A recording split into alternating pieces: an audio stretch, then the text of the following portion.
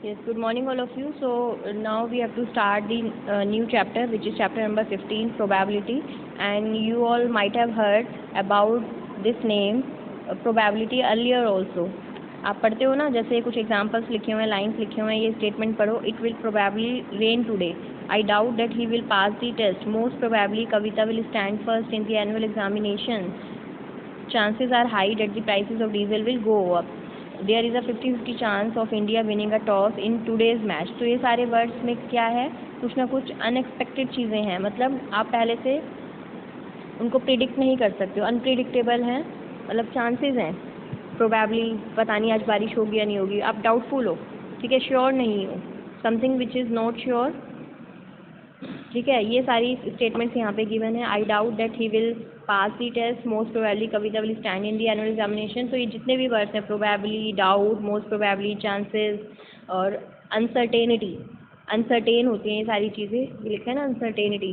तो ये सब को न्यूमेरिकली मेज़र करने का जो टूल है, ठीक है, उस टूल को हम बोलते हैं प्रोबेबिलिटी. तो प्रोबेबिलिटी इज़ दी टूल और equipment to measure numerically the doubtful things, ठीक है. जैसे कि मैच होता है तो आप बोल देते हो 50-50% चांसेस है मैच होने के, सॉरी, किसी टीम के जीतने के 50-50% चांसेस हैं. 50% चांसेस मतलब टोटल होते हैं 100% चांसेस, और आपने निकाले हैं 50% चांसेस. तो इसको काट के कैंसिल करके कितना आ गया, 1/2. तो ये प्रोबेबिलिटी इज़ 1/2, ठीक है. तो अब ज़्यादा डिटेल में डिस्कशन मैं नहीं करूँगी, क्योंकि ये सारा डिस्कशन मैंने लाइव क्लास में कर रखा है. लाइव क्लास में सिर्फ प्रोबेबिलिटी होता क्या है वो समझाने के लिए मैंने 2 लाइव क्लासेस ली हैं. 2 लेक्चर में सिर्फ यही बताया प्रोबेबिलिटी होती क्या है, ठीक है. तो प्रोबेबिलिटी जो है बेसिकली गैम्बलिंग से स्टार्ट हुई थी. गैम्बलिंग जो जुआ खेलते हैं वहाँ से इस थ्योरी की स्टार्टिंग हुई थी, और बहुत सारे फील्ड्स में, फिजिकल साइंस में, कॉमर्स में, बायोलॉजिकल साइंसेज में, मेडिकल साइंसेज में, वेदर फोरकास्ट में, सब में ही इसका यूज़ होता है, ठीक है. तो ये 2 बहुत फेमस मैथमेटिशियन थे, Pascal, Blaise Pascal and Pierre de Fermat. इन दोनों ने ये पूरी हिस्ट्री लिखी हुई है कि कैसे इन्होंने प्रोबेबिलिटी थ्योरी स्टार्ट की थी. तो इनके पास कोई एक फ्रेंड आया था इनका, अपने कुछ गैम्बलिंग की कुछ प्रॉब्लम्स लेके कि मैं ऐसे खेलता हूँ तो मुझे ये प्रॉब्लम होती है. डाइस की कुछ प्रॉब्लम लेके आया था, लूडो डाइस की. तो ये दोनों इतना इंटरेस्टेड हो गए इस प्रॉब्लम के अंदर, इन्होंने बाद में इस पर सब्जेक्ट ही बना दिया, पूरी थ्योरी डेवलप कर दी, और इस सब्जेक्ट को हम बोलते हैं प्रोबेबिलिटी थ्योरी. तो ये प्रोबेबिलिटी अपने आप में एक सब्जेक्ट है, और उस सब्जेक्ट का एक छोटा सा पार्ट आप पढ़ रहे हो यहाँ पे, ठीक है. तो जो प्रोबेबिलिटी है इसकी बहुत सारी अप्रोचेज होती हैं. Axiomatic approach, statistical approach, classical approach, experimental approach. तो जो आप 9th क्लास के अंदर प्रोबेबिलिटी पढ़ोगे वो कौन सी प्रोबेबिलिटी पढ़ोगे, एक्सपेरिमेंटल अप्रोच. इसमें जो एक्सपेरिमेंट होंगे वो आपको परफॉर्म करके देखने पड़ेंगे, ठीक है. मतलब जैसे आपने कॉइन को टॉस किया तो आपको पॉसिबल आउटकम तो पता है कि क्या क्या आ सकता है, या तो हेड आएगा या टेल आएगा, बट एग्जैक्टली क्या आएगा वो आपको तब तक नहीं पता चलेगा जब तक आप कॉइन को टॉस नहीं करोगे, ठीक है. सिमिलरली जैसे आपने लूडो डाइस थ्रो किया तो आपको पॉसिबल आउटकम्स पता है कि जब आप डाइस थ्रो करोगे तो 1, 2, 3, 4, 5, 6 में से कुछ आ सकता है, बट एग्जैक्टली क्या आएगा उसके लिए आपको ये लूडो डाइस थ्रो करके देखना पड़ेगा. या मैंने बोला कॉइन को मैं 10 टाइम्स थ्रो कर रही हूँ, टॉस कर रही हूँ, तो 10 में से कितनी बार हेड आया, है ना. आपको ये तो पता है हर बार या तो हेड आएगा या टेल आएगा, बट कितनी बार क्या आया. 10 में से 5 टाइम्स हेड आया, 5 टाइम्स टेल आया, या 4 टाइम हेड आया, 6 टाइम टेल आया. उसके लिए आपको 10 टाइम्स कॉइन को टॉस करना ही पड़ेगा. मतलब आपको वो एक्सपेरिमेंट परफॉर्म करके ही देखना पड़ेगा, अदरवाइज आप नहीं बता सकते. हाँ, पॉसिबिलिटीज़ क्या है वो बता सकते हो. तो जो यहाँ पे आप प्रोबेबिलिटी का फॉर्मूला पढ़ोगे, बाकी सारी चीज़ें मैं लाइव क्लास में डिस्कस कर चुकी हूँ. प्रोबेबिलिटी किसी भी इवेंट की हम कैपिटल P से डिनोट करते हैं, और ब्रैकेट में जो इवेंट है, A है तो A, B है तो B, इवेंट्स को हम capital alphabet A, B, C, E इनसे डिनोट करते हैं. तो सपोज कोई इवेंट है E. इवेंट क्या होता है, जो भी एक्सपेरिमेंट हमने परफॉर्म किया है, मान लो एक्सपेरिमेंट है, experiment of tossing a coin, तो उसमें जो जो आउटकम हो सकते हैं, जैसे हेड आने का आउटकम है, टेल आने का आउटकम है, तो वो अपने आप में एक इवेंट है. जैसे आप बोल सकते हो the event of coming up of head, the event of coming up of tail, तो वो अपने आप में एक इवेंट है. इवेंट मतलब घटना है कोई, ठीक है. तो प्रोबेबिलिटी ऑफ इवेंट का फॉर्मूला क्या होता है, ऊपर तो आएगा number of trials in which that event has happened.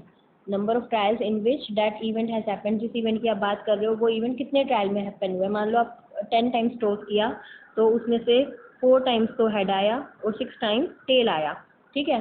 तो अब मैंने को प्रोबेबिलिटी निकालनी है हेड आने की, तो number of trials in which that event has happened, मतलब number of trials in which head has occurred, तो हेड कितनी बार आया था 4 टाइम्स, और अपॉन में क्या आएगा total number of trials, total number of trials. तो ये फॉर्मूला है प्रोबेबिलिटी का, ये कंप्लीट लिख लेना, number of trials in which event has happened. तो 4 टाइम्स हेड आया और टोटल 10 टाइम्स है, तो 4/10 मतलब 0.4, ये आ गई प्रोबेबिलिटी। और जब भी आप प्रोबेबिलिटी को 100 से मल्टीप्लाई कर दोगे तो परसेंटेज आ जाएगी, मतलब हेड आने के कितने परसेंट चांसेस हैं। तो 0.4 को 100 से मल्टीप्लाई करोगे तो 40 आ गया, तो मतलब 40% चांसेस हैं कि जब आप कॉइन को टॉस कर रहे हो 10 टाइम्स तो उसमें से 40% टाइम्स क्या आएगा, हेड आएगा। तो जितने भी क्वेश्चन आप करोगे मेन इसमें लिखने का होता है, सॉल्व तो सभी बच्चे कर लेते हैं, तो आपको उसमें क्या करना पड़ेगा, ये फॉर्मूला जरूर लिखना है, probability of E is equal to number of trials in which event has happened upon में टोटल नंबर ऑफ ट्रायल्स। तो जो फर्स्ट क्वेश्चन है, in a cricket match a batswoman hits a boundary 6 times out of 30 balls she plays, find the probability that she did not hit a boundary। Total 30 balls उसने खेली हैं, 30 ball में से उसने 6 times boundary को hit किया है, तो कितनी बार हिट नहीं किया, तो 30 - 6 कितना आ जाएगा 24, तो उसने 24 टाइम बाउंड्री को हिट नहीं किया। तो number of times the batsman hit a boundary, ये सॉल्यूशन है फर्स्ट क्वेश्चन का। Number of times batsman hits a boundary 6, total number of balls played 30, तो कितने टाइम हिट नहीं किया, डज नॉट हिट किया 24 टाइम्स, तो probability she does not hit a boundary क्या हो गया, number of times when she does not hit boundary upon में total number of balls played, total कितनी बॉल खेली और ऊपर क्या आ जाएगा कितनी बॉल में उसने हिट नहीं किया, तो आंसर आ गया 24/30, कैंसिल करके 4/5, तो 4/5 आ गई प्रोबेबिलिटी। अगर इसी में वो पूछता कि नंबर प्रोबेबिलिटी निकालो that she hit a boundary, कितने टाइम हिट किया बाउंड्री को, तो 6/30 आंसर आ जाता, ठीक है।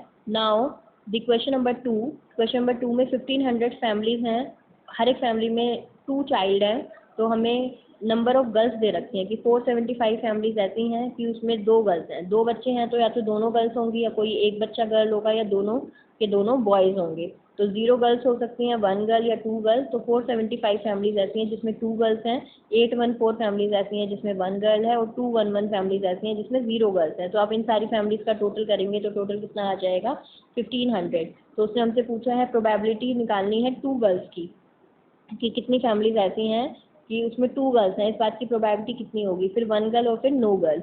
तो इसका सोल्यूशन देख लेते हैं, यहाँ से स्टार्ट है question number 2, total number of families कितनी है 475 + 814 + 211 1500, तो number of families having 2 girls कितनी है 475, तो प्रोबेबिलिटी कितनी होगी, probability randomly chosen family has 2 girls, एक फैमिली को रैंडमली आपने सेलेक्ट किया 1500 फैमिलीज में से और उस फैमिली में आपने देखा कि कितने बच्चे हैं, तो 2 गर्ल्स उनमें होंगे, इस बात की क्या प्रोबेबिलिटी है, number of families having 2 girls upon में टोटल नंबर ऑफ फैमिलीज, तो 475/1500 कैंसिल करके 9/60 आ गया। फिर हमें निकालना है number of families having 1 girl, 1 girl कितनी फैमिलीज में है 814, तो number of families having 1 girl upon total number of families 407/750। फिर नो गर्ल, एक भी गर्ल नहीं है, 0 गर्ल, 211 फैमिलीज में है, तो प्रोबेबिलिटी इसने P1 P2 P3 लिखा है, ज़रूरी नहीं है, आप इसको सिंपली P ही लिख सकते हो, ज़रूरी है P1 P2 P3 लिखेंगे, आप सिंपली P लिख लो इसको। तो probability randomly chosen family has no girl is equal to number of families having no girl upon में टोटल नंबर ऑफ फैमिलीज, ठीक है। और आप चेक कर सकते हो इस क्वेश्चन में उसने बोला था सारी प्रोबेबिलिटीज़ का सम निकालना है, तो मैंने लाइव क्लास में डिस्कस किया था, जितने पॉसिबल इवेंट होते हैं उन सबकी प्रोबेबिलिटी का आप सम करोगे तो वो 1 आता है, टोटल प्रोबेबिलिटीज 1, तो सम ऑफ ऑल प्रोबेबिलिटी सबको ऐड किया, एलसीएम लेंगे आप सॉल्व करेंगे तो 1 आ गया, तो sum of all these probabilities is 1, ठीक है। Now question number 3, refer to example 5 section 14.4 chapter 14, find the probability that student was born in August. Example 5 है कोई, एग्जाम्पल 5 आप देखेंगे बुक के अंदर जो उसने बोला है, ये ग्राफ बना हुआ है, तो उसमें प्रोबेबिलिटी निकालनी है that student was born in August. तो अगस्त में देखो टोटल, जब आप ये क्वेश्चन देखोगे टोटल स्टूडेंट्स थे इसके अंदर 40। आप ये क्वेश्चन वहाँ से रीड करना जिस पेज नंबर पे उसने बता रखा है। तो टोटल स्टूडेंट 40 थे और अगस्त में देखो, अगस्त के अंदर कितने स्टूडेंट बॉर्न हुए हैं? 6 स्टूडेंट। तो number student born in August is 6, total number student 40। तो प्रोबेबिलिटी कितनी हो गई?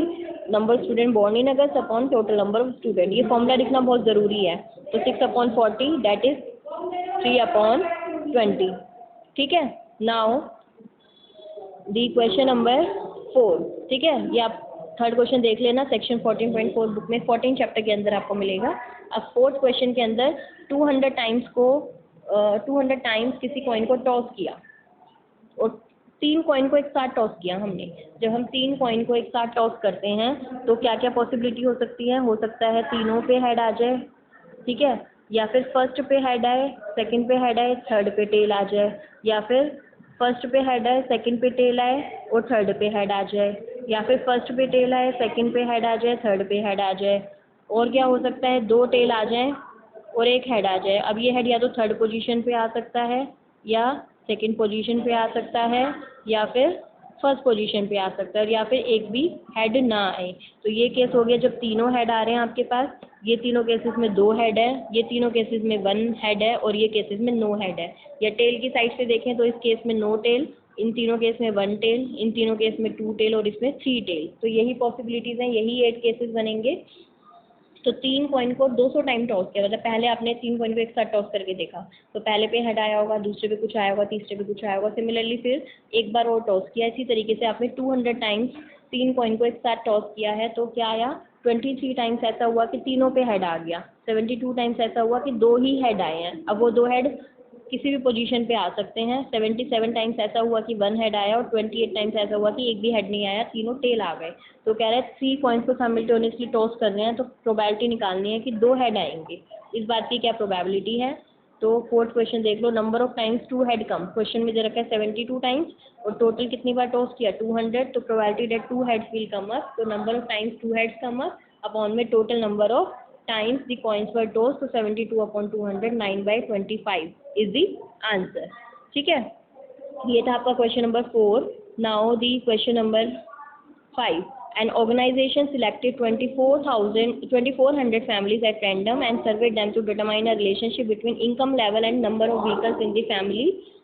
इसके आगे कंटिन्यू क्वेश्चन ये है, ये दे रखा है कि किस फैमिली के अंदर टोटल 2400 फैमिलीज का सर्वे किया, तो उनमें से किस फैमिली में कितनी इनकम है और किस फैमिली में कितने व्हीकल है। मतलब 0 व्हीकल, एक भी व्हीकल नहीं है, 1 व्हीकल है, 2 व्हीकल है, या 2 से ज़्यादा व्हीकल है। व्हीकल में कुछ भी आ गया, एक्टिवा, बाइक, कार, कुछ भी आ गया।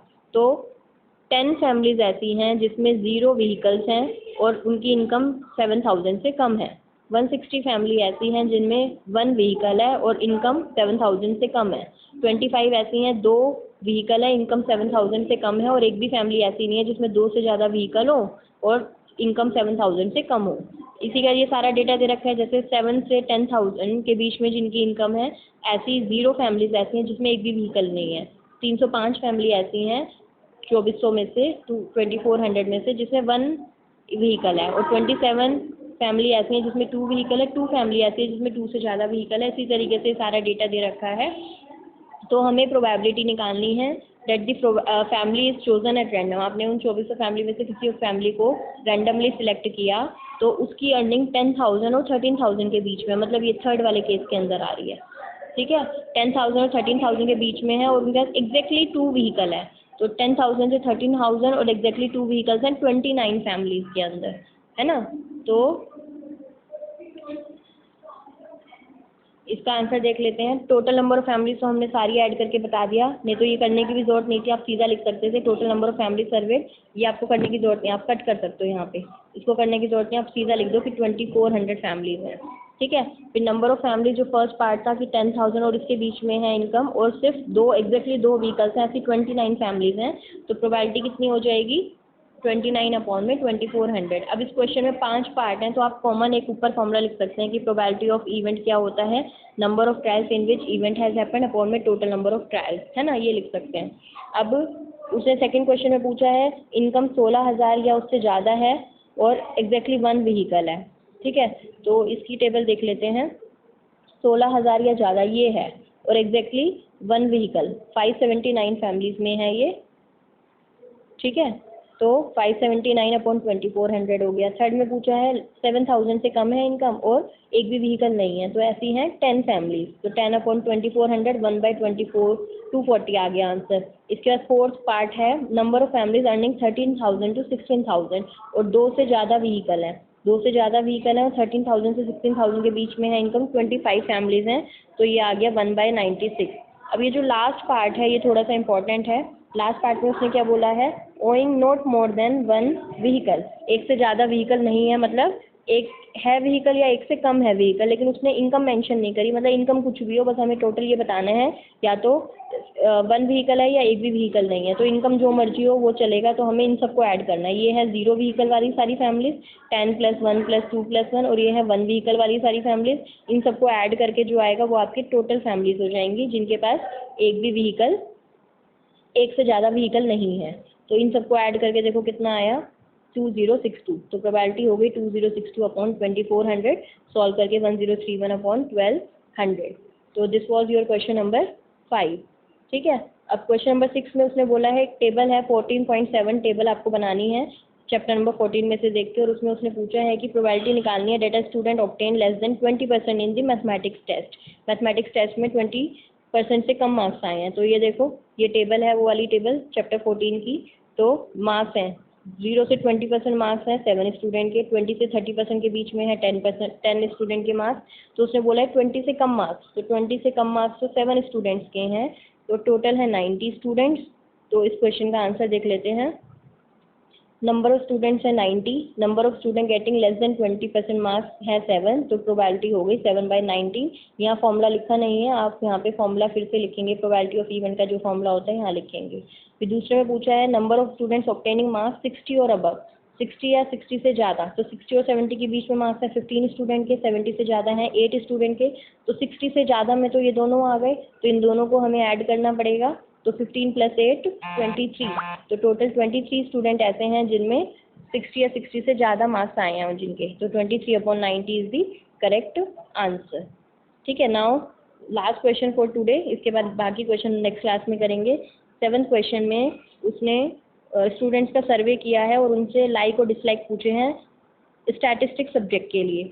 जो आपका प्रोबेबिलिटी है ये स्टैटिस्टिक्स की ही ब्रांच है कि टोटल 200 स्टूडेंट थे, 200 में से स्टैटिस्टिक्स सब्जेक्ट को 135 स्टूडेंट लाइक करते हैं और 65 डिसलाइक करते हैं। तो प्रोबेबिलिटी निकालनी है, जैसे आपने रैंडमली एक स्टूडेंट सिलेक्ट किया तो वो स्टैटिस्टिक्स को लाइक कर रहा है इसकी और नहीं लाइक कर रहा है इसकी भी प्रोबेबिलिटी निकालनी है हमें। तो question number 7, total number of students हैं 200 और नंबर स्टूडेंट लाइकिंग स्टैटिस्टिक्स 135, तो प्रोबेबिलिटी कितनी होगी 135/200 27/40, कैंसिल करके आ गया। और हमेशा याद रखना जो प्रोबेबिलिटी होती है मैंने बताया था पहले भी 1 से छोटी होती है और प्रोबेबिलिटी हमेशा 0 से बड़ी होती है, या फिर 1 हो सकती है 0 हो सकती है, मतलब प्रोबेबिलिटी हमेशा आपकी 0 और 1 के बीच का कोई रियल नंबर आएगा, 0 नेगेटिव भी नहीं आ सकता, 1 से बड़ा भी नहीं आ सकता। और कितने स्टूडेंट हैं जो स्टैटिस्टिक्स लाइक नहीं कर रहे 65, तो student not liking statistics 65/200 cancel करके 13/40 आ गया, ठीक है। तो इन क्वेश्चन में कोई डाउट होगा तो वो हम लाइव क्लास में डिस्कस कर लेंगे। आप ये एक्सरसाइज करना स्टार्ट कर देना, एक ही एक्सरसाइज है, लास्ट चैप्टर है इस टर्म के लिए, तो remaining question we will do in the next video. Till then take care.